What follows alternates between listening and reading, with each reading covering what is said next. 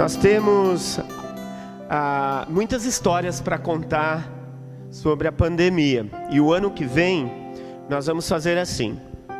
Quando a gente vê que está tudo certo, que está todo mundo vacinado já, nós vamos fazer um culto especial de retorno.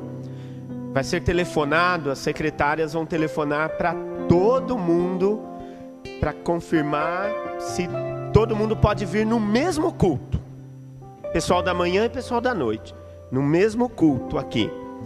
E nós vamos, naquele momento, nós vamos inaugurar um ou dois, provavelmente um desse lado e outro desse lado, um mega banner de fotos. Esse banner vai ter fotos dos acontecimentos da pandemia. Não foram só acontecimentos tristes, não. Foram acontecimentos alegres, muitos deles. Mas nós tivemos tristezas também. Nós perdemos, nessa época de pandemia, ainda que não tenha sido pelo Covid, mas nós perdemos tanto a irmã Neide quanto a irmã Súnia. A propósito, Rogério, recebe da igreja esse abraço bem forte aí, né? Nós sabemos que vocês ainda estão de luto. A família de vocês é muito querida aqui no nosso meio, você sabe disso. Recebe de toda a igreja esse abraço bem forte aí. O filho dela está lá em cima, o Rogério, né? Aliás, para conhecer a Súnia, a gente falaria, a Súnia é a mãe do Rogério, né? Que o Rogério é bem conhecido por toda a igreja. Que Deus abençoe. Você hoje está representando então nesse abraço a toda a família. Leva para eles. Leva para eles. Vocês estão ainda em luto, né? E mesmo assim ele veio aqui para ajudar no áudio da igreja, na sonoplastia. Nós perdemos a Súnia, perdemos a irmã Neide, mas nós tivemos vitórias também, que o caso mais grave de Covid que teve na igreja, ele se recuperou, que foi o... como é o nome dele? O Lorival. O Lorival se recuperou bem. Ele foi terrível, ele estava mal mesmo. E ele inclusive foi comigo no velório da Súnia. Ele foi comigo lá, fez questão de estar lá. Então nós temos histórias. Nós temos histórias do Dia dos Pais, do Dia das Mães, de como foram feitos drive-thrus aqui na frente. Presenteamos. Nós temos uma história que começou ontem, foi o primeiro dia ontem, uma história linda de um grupo de jovens da igreja que decidiu por eles mesmos, não foi ideia de ninguém, eles me telefonaram, eles decidiram ir na casa dos irmãos mais velhos que não estão podendo vir para a igreja, e eles estão levando uma rosa, e levaram ontem já em algumas casas. Eles estão levando uma rosa, e aí eles estão dando a rosa, não podem dar abraço, mas eles dão um abraço simbólico, e ali eles fizeram uma oração e tiraram uma selfie, mesmo com a máscara, e um pouco distanciado. Os irmãos que receberam ontem caíram no choro, não esperavam por aquele momento. Nós temos várias histórias. Essas histórias nós vamos fazer um super banner. Já estamos guardando todas as fotos, todos esses registros, e vamos fazer um banner. E aí então, quando nós fizermos esse culto especial no ano que vem, nós vamos deixar esse banner nas paredes e vamos nos lembrar. Tem pais que falaram que estavam meio distanciados dos filhos, e que o fato de ficar cerrado, fechado em casa, eles tiveram que ficar junto com o filho, acompanhando nas aulas. Eu mesmo tive que acompanhar meus filhos em algumas aulas, no início nas aulas remotas, e pude me aproximar até mais e ver que se não fosse o momento de pandemia, eu não estaria conversando tanto, conversando mais, falando, né? Então esse momento tem o lado bom. A pandemia está trazendo um lado bom também, que está aproximando famílias que não comiam na mesa. Eu ouvi falar que tinha famílias que não comiam na mesa há mais ou menos 5 anos, e estão comendo na mesa no mesmo horário novamente, nesse momento. Então teve muitos momentos que a gente pode falar assim: a pandemia foi uma tragédia, foi uma desgraça, mas até de coisas ruins existe como tirar coisas boas. Vamos orar? Deus, obrigado porque o Senhor tem sido provedor em nossas vidas. O Senhor tem provido o nosso alimento, nossa saúde. Nós te pedimos, cuida, Pai, de todos que vêm cultuar aqui. O Senhor bem sabe, nós vimos cultuar ao Senhor porque sabemos que isso nos faz bem na alma, isso nos dá alegria, retira a nossa ansiedade. Nós cultuamos ao Senhor, Pai. E aqueles que não podem, que estão recebendo os cultos nas casas nesse momento, que estão ligando seus televisores e que estão nos acompanhando nas casas, que o Senhor cuide da saúde deles, Pai, principalmente aqueles da terceira idade. Nós te pedimos, Pai, que o Senhor cuide de cada um, provendo principalmente aqueles que com essa época de pandemia perderam o trabalho, perderam o emprego, Pai. Não deixe que o mal venha a bater em suas portas.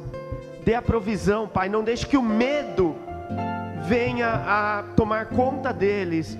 Abra a porta de um emprego, Pai, que agora nesse momento que nós esperamos que as coisas vão declinando, que essa pandemia vá abaixando, nós te pedimos, Pai, que em nome de Jesus, essas vacinas que estão sendo feitas, que o Senhor abençoe as mãos médicas, porque nós sabemos que a ciência é dada pelo Senhor.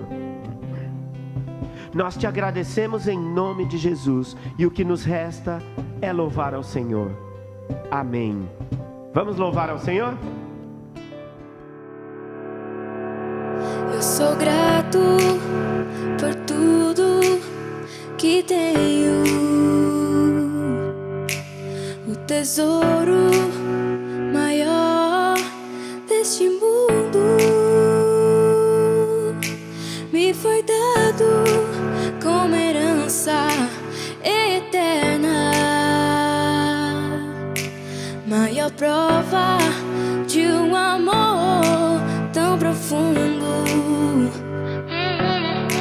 Tenho vida, alegria em todo tempo. Tenho amigos, família, muitos irmãos. Foi Jesus, meu amigo verdadeiro, que fez tudo ao me dar a salvação.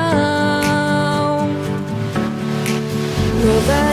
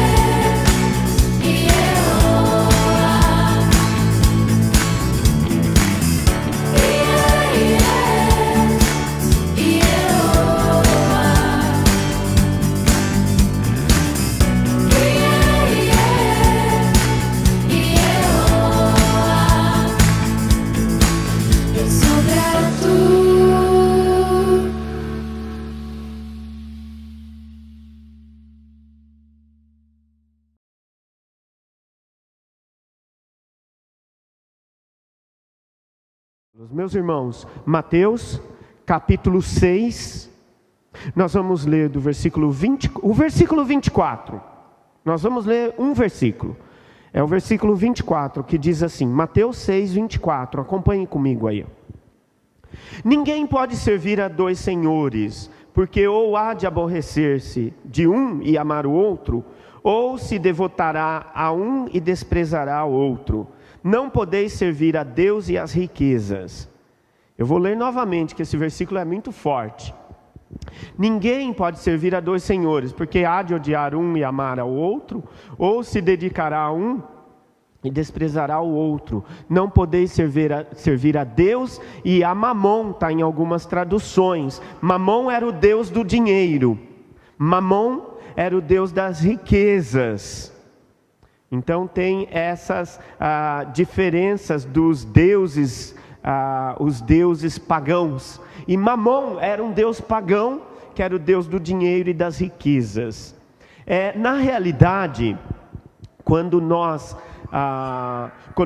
propusemos na semana passada de pensar sobre a teologia da prosperidade, é uma forma que os irmãos tenham.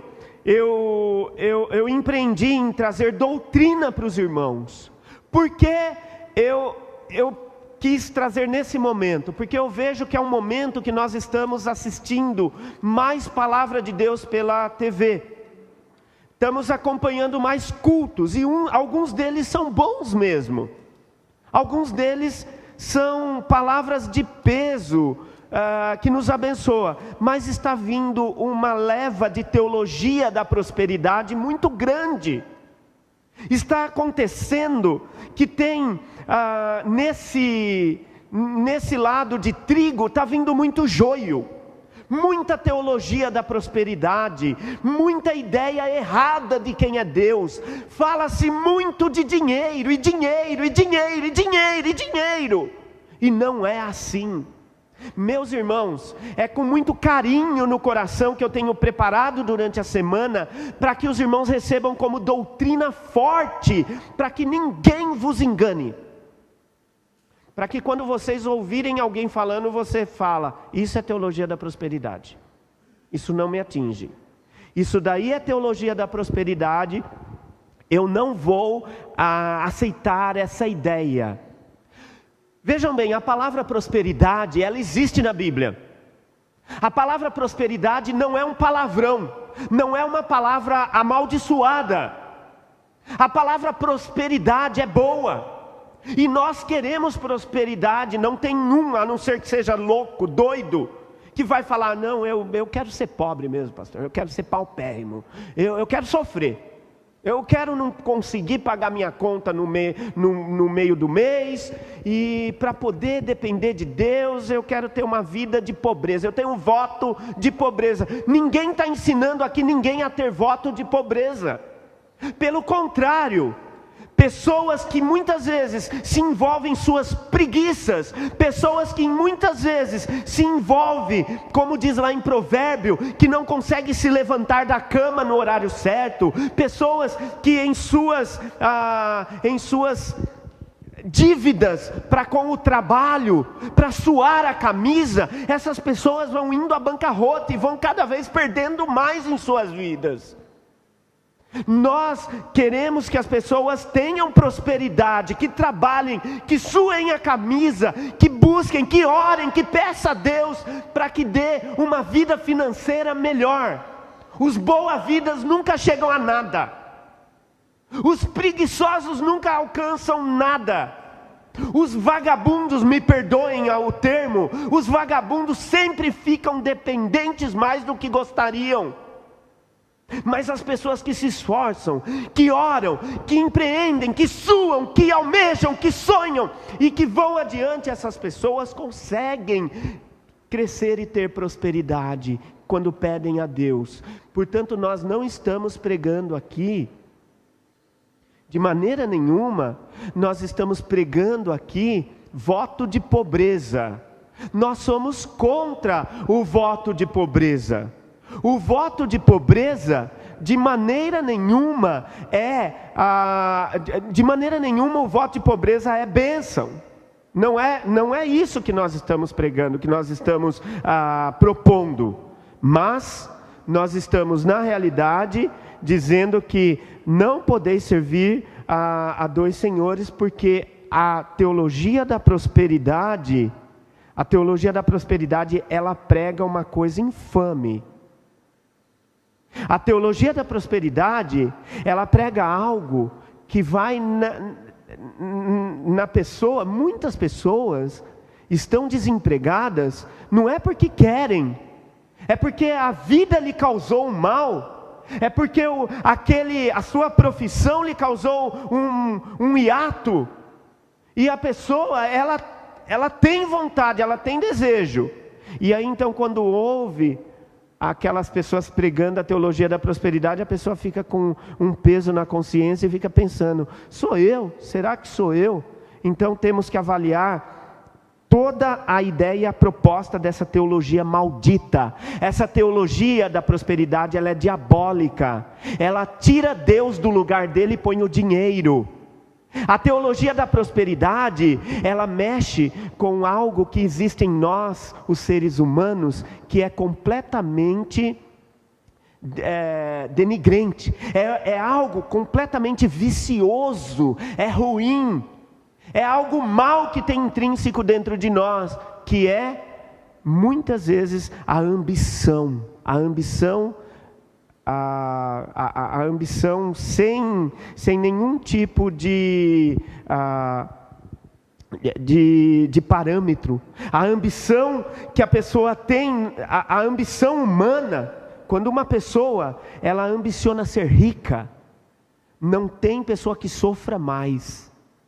Quando uma pessoa tem desejo de ser rico, essa ambição é tão mal, faz tão mal para a pessoa, que o mundo inteiro vira inimigo dessa pessoa.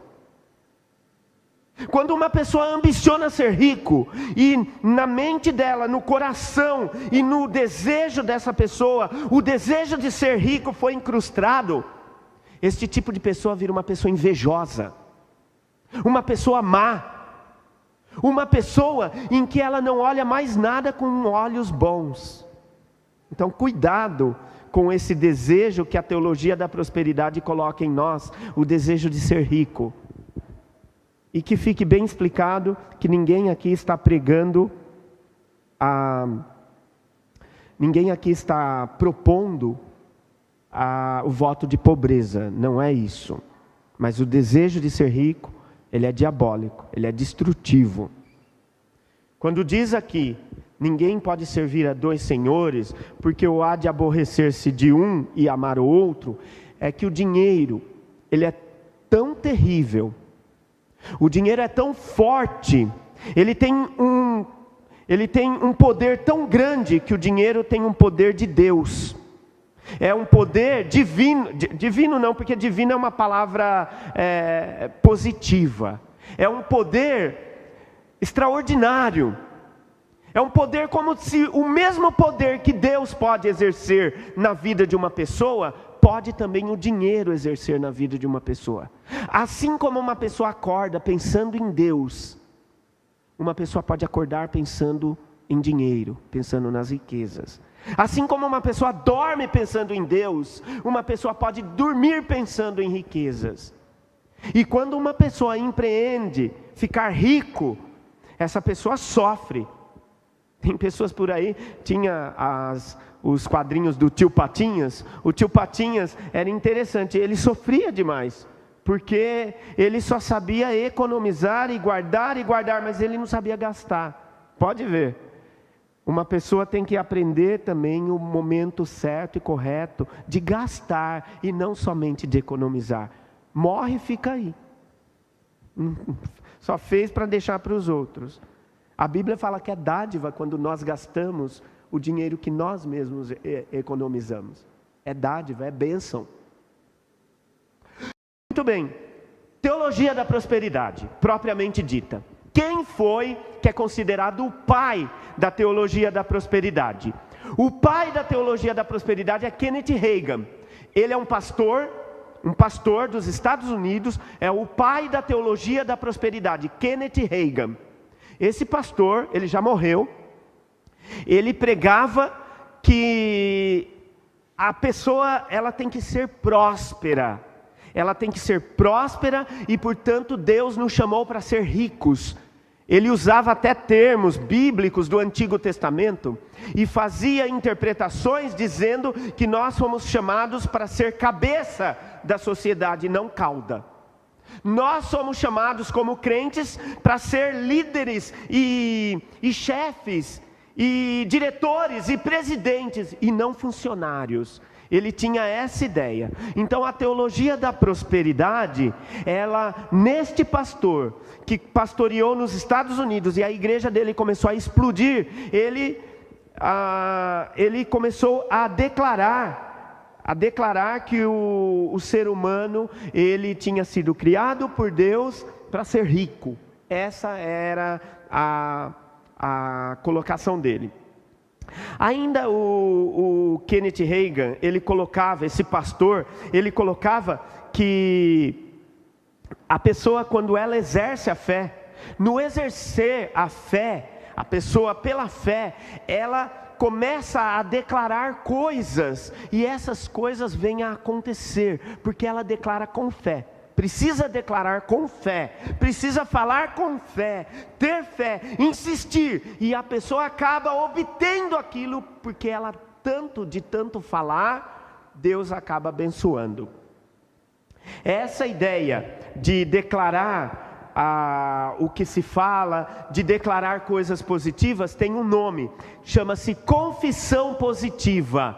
Confissão positiva é a ideia de que você declara, você fala e aquilo vai acabar vindo à tona.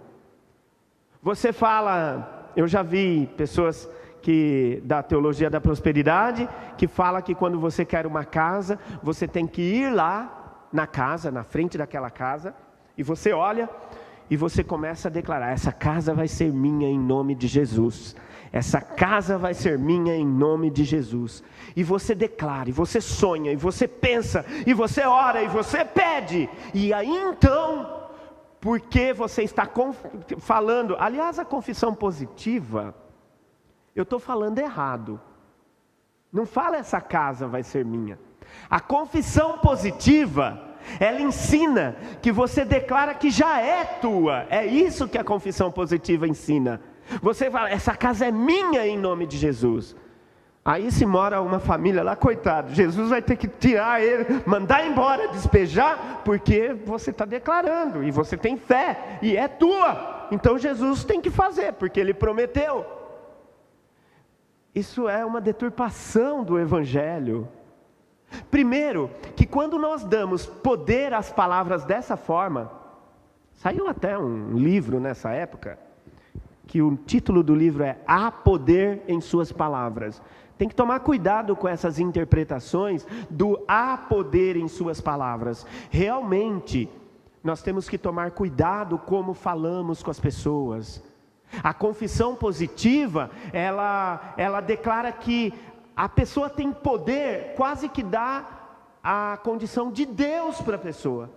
Isso é perigoso, porque isso está dando como se fosse a posição de Deus na palavra das pessoas. Nós não temos esse poder nas palavras. Nós não temos. Se alguém falar: olha, você tem poder nas suas palavras, não temos não. A Bíblia não ensina isso. A Bíblia ensina, é claro, que nós, com nossas palavras, nós devemos abençoar as pessoas. Nós devemos seguir falando o que é bom, falando salmos, hinos, cânticos espirituais. Nós não devemos fazer da nossa boca um antro de palavras torpes, como nos fala em Efésios, para nós não falarmos palavras torpes. Nós devemos fazer da nossa língua, como fala em Tiago, algo que abençoe o outro, e não que fique falando fofoca ou maledicência da vida do outro.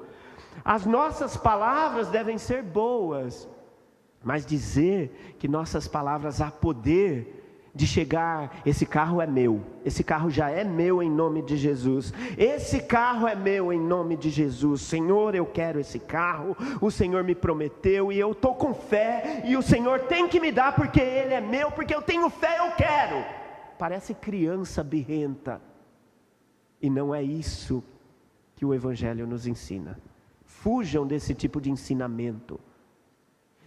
Igrejas que só falam de coisas. Você vê a pregação da igreja, a igreja só fala de bens materiais.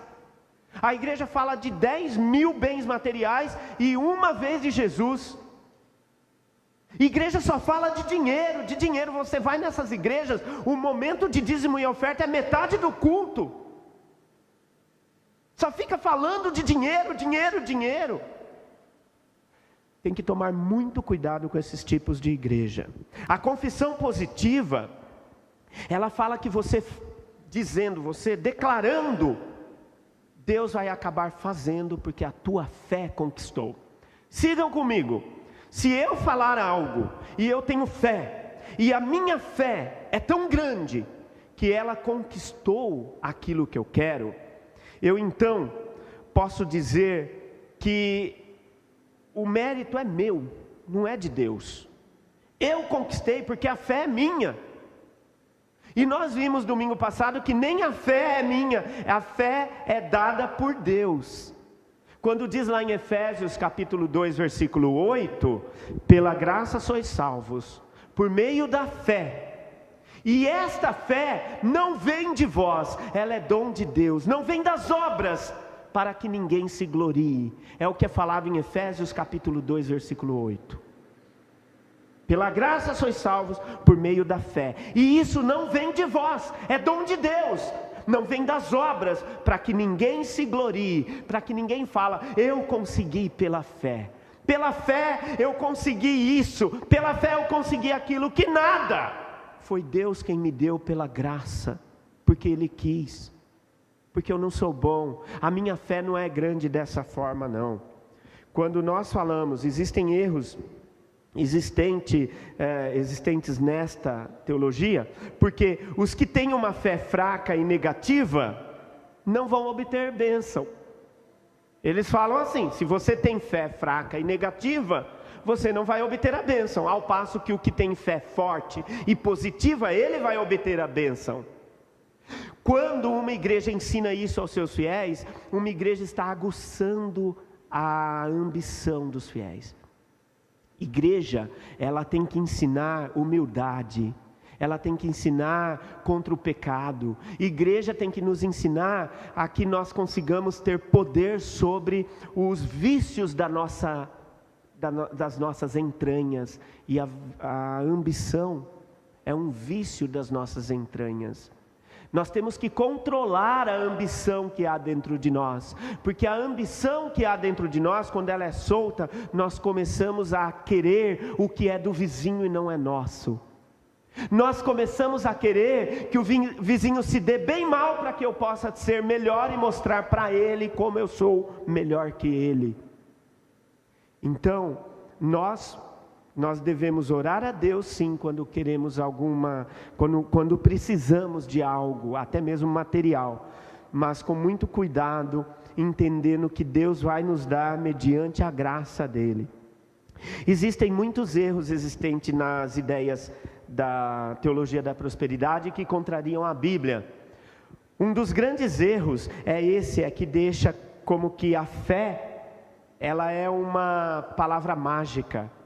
Como que a confissão positiva, ela vira uma abracadabra. E sabe qual é o termo que eles usam? É interessante até, pela gramática, nem existe isso. Eles falam que tem que declarar em o nome de Jesus. É desse jeito mesmo. Tem que falar em o nome de Jesus. Até um gramático fala, que raio que é isso? Que eu estou usando aí a conjunção com o artigo e que não teria que usar essa conjunção. Eu não falo em o nome de Jesus, eu falo no nome de Jesus. Não, mas é em o nome de Jesus. Porque veio dos Estados Unidos, in the name of Jesus, e tem que ser em o nome de Jesus. Porque o pastor lá falou que é assim. É uma coisa meio patética. É uma coisa meio mágica. Quando eu quero um carro, então eu declaro em o nome de Jesus, eu vou ter o carro. Não se deixem cair nessa lorota, nesse ensinamento que não é divino. Não se deixem cair nesse ensinamento errado, diabólico. Na realidade, essas palavras, quando são colocadas dessa forma, é como se estivesse ensinando, como se estivesse falando que eu tenho poder e, portanto, eu sou Deus, porque é Deus que tem poder para fazer que a palavra se torne a realidade.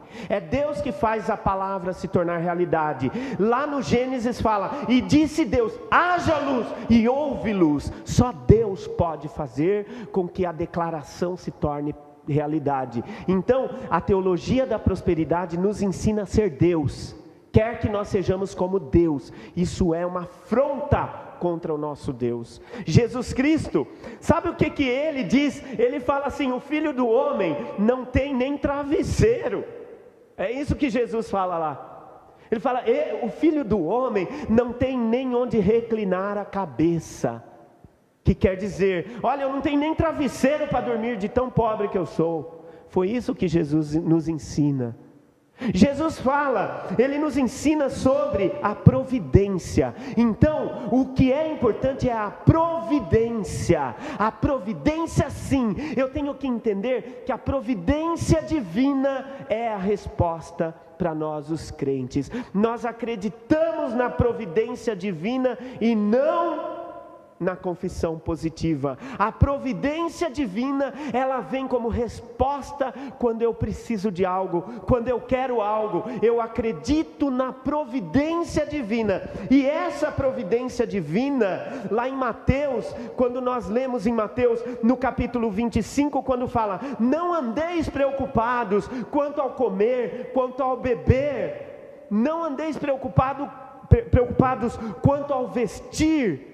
Porque na realidade, quando diz lá: não andeis preocupados nem quanto à vossa própria vida, quanto ao que haveis de comer ou beber. Não andeis preocupados nem pelo vosso corpo, porque o corpo não é o corpo é mais do que as vestes. Ele vale bem mais do que as vestimentas. E a vida, ela vale muito mais do que o que a gente come. E olhem as aves do campo, dão uma olhada ali. Deus, elas não plantam, elas não colhem, e Deus não as desampara. Dá tudo o que elas precisam, dá o alimento, dá o sol, dá o ar, dá tudo o que elas necessitam. E pensem bem, vocês que valem muito mais do que elas, se Deus não vai prover, se Deus não vai ser providencial, Deus não vai ser provedor. Não devemos ter medo. Você está desempregado, meu irmão? Não tenha medo. Não tenha medo do futuro. Não tenha medo, meu Deus, o que vai acontecer? Eu vou passar fome. Eu me lembro que eu tinha mais ou menos 11 anos, 10 ou 11 anos de idade. Eu tinha acabado de ser retirado do orfanato que eu morava. Eu morei no orfanato até cerca de 10 anos. Minha mãe me retirou e levou para casa dela, que ela estava com o meu padrasto, e aí então me retirou do orfanato e levou a gente para lá.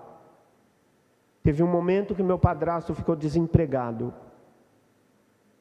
Eu tinha 11 anos, e quando ele chegou e falou: estou desempregado, aquilo me deu um medo terrível do futuro. Eu fiquei, com 11 anos, eu fiquei com medo. Eu não conhecia Jesus.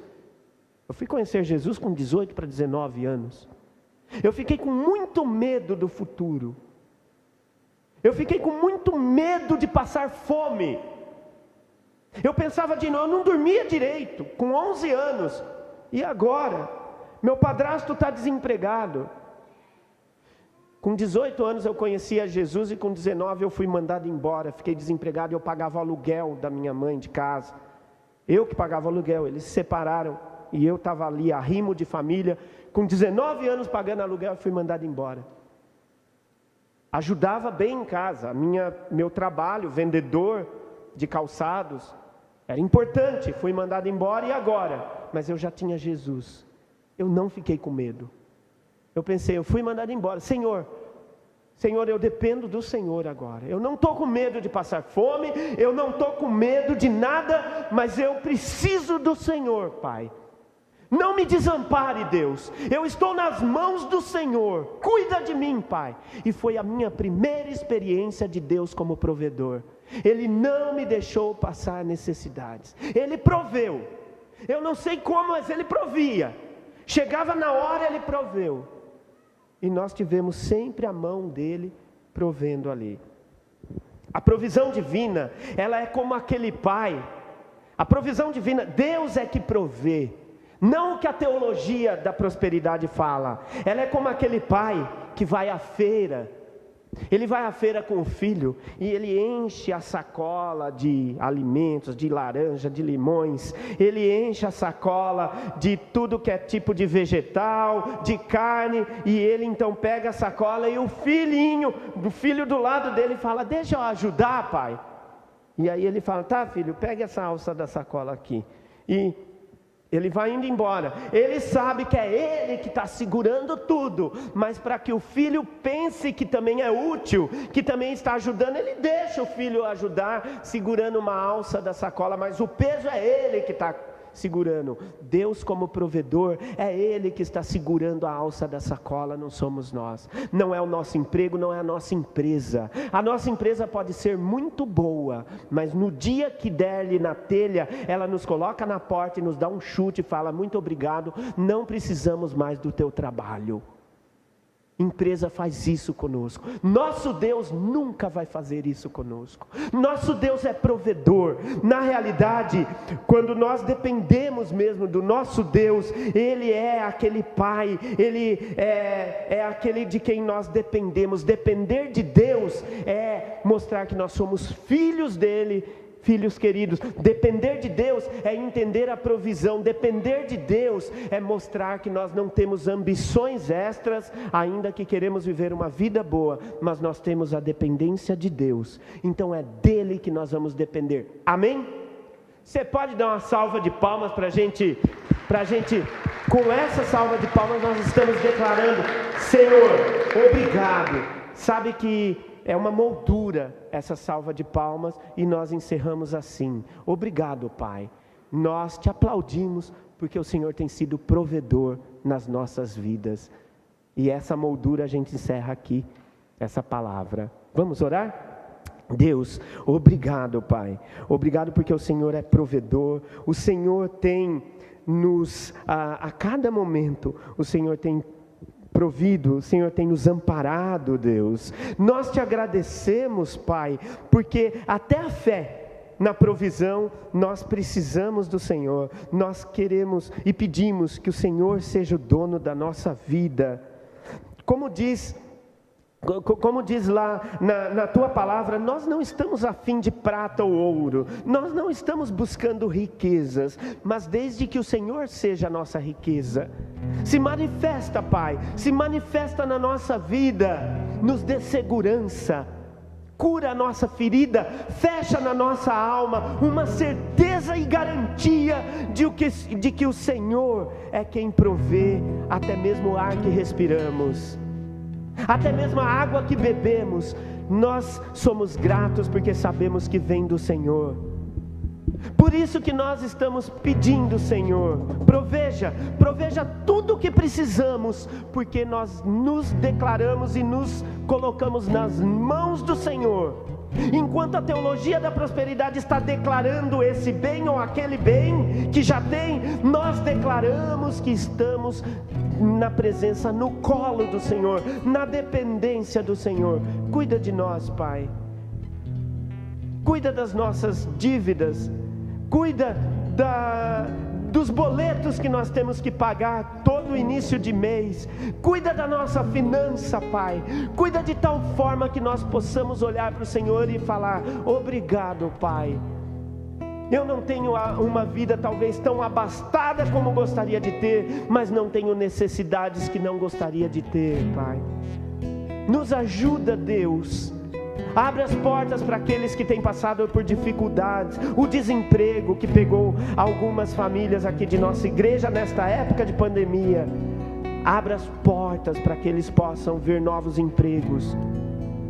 Obrigado, Deus, porque num momento de pandemia, que pensávamos que a igreja iria reduzir nas finanças, nós vimos até aumentar em determinados momentos, e os nossos irmãos, com sua fidelidade, pudemos abrir 50 cestas básicas para ajudar 50 famílias do Largo da Batata, Pai. Obrigado por este ministério que abriu inesperadamente, que o Senhor proveu, porque nós acreditamos que o Senhor é provedor. No momento que achávamos pela nossa fraqueza que teríamos baixa, foi quando nós tivemos mais alta na liberalidade das pessoas que foram generosas, os irmãos que têm sido generosos em seus dízimos e ofertas, não porque tem contentado uma instituição, o nome de uma igreja ou um pastor, mas porque entendem que estão fazendo para Deus. Obrigado pela fidelidade que temos encontrado nessa igreja, Pai. Eu te agradeço, nos abençoa, nos leva em paz aos nossos lares, em nome de Jesus, amém. Um bom almoço, irmãos, que Deus abençoe a sua mesa, com a sua família lá, que da sua boca saia coisas boas, abençoando um ao outro. Não deixe que a sua mesa de domingo seja um local de falar mal de outra pessoa, não permita. Faça da sua mesa de domingo um local de bênção, de alegria, de riso, de encontro familiar. E como nós declaramos aqui, como nós falamos que vai ser agora, nós nos despedimos. Pode olhar para trás um para o outro aí, e nós nos despedimos com um abraço assim, ó. Helena, ó, um abraço aqui para você, bem forte, tá bom? Irmã Genilda, um abração para a irmã. Vão na paz, irmãos. Um bom domingo, uma boa semana. Deus nos abençoe.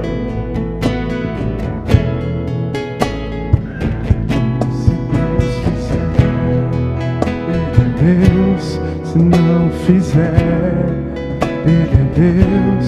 Se a porta abrir, Ele é Deus. Mas se fechar, continua sendo Deus. Se a doença vier, Ele é Deus. Se curado eu for, Ele é Deus. Se tudo der certo, Ele é Deus. Mas se não der, continua sendo Deus.